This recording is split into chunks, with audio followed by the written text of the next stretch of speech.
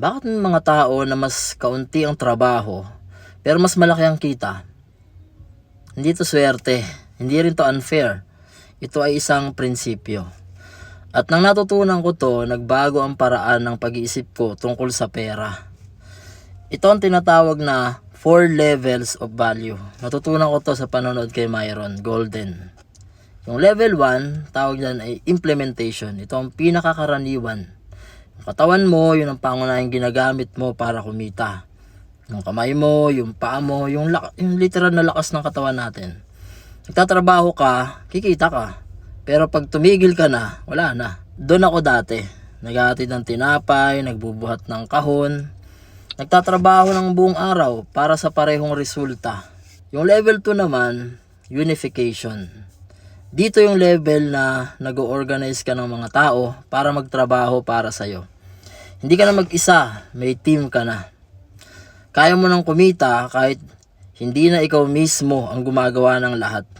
Dito ko natutunan na ang isang manager kumikita ng mas malaki kaysa isang trabahador. Hindi dahil mas matalino siya, kundi dahil mas maraming oras ang namumultiply niya sa pamamagitan ng kanyang team o organization. Yung level 3, ang tawag dito communication. Dito sa level na to, nagsimulang mag-iba ang lahat para sa akin.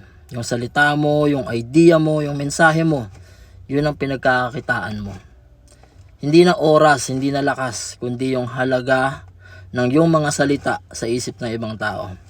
Halimbawa, yung isang content creator na gumagawa ng video, isang beses pwedeng mapanood yun ng 1,000,000 tao.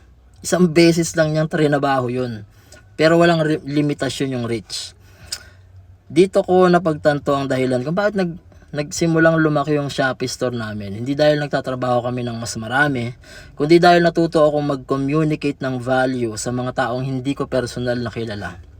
Yung level 4, imagination. Ito ang pinakamataas na level. Dito ang isip mo at ang pera mo nagtatrabaho na magkasama. Hindi ka na nagbebenta ng oras mo. Hindi ka na nagbebenta ng salita mo. Pumupusta ka na sa mga idea mo. Ini-invest mo yung pera mo para lumaki lalo yung vision mo.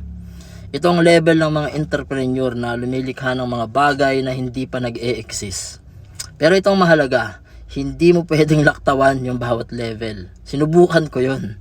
Gusto ko agad pumunta dun sa level 4, pero nung wala pa akong pundasyon sa level 1, 2 at 3, bumabagsak din ako sa parehong lugar.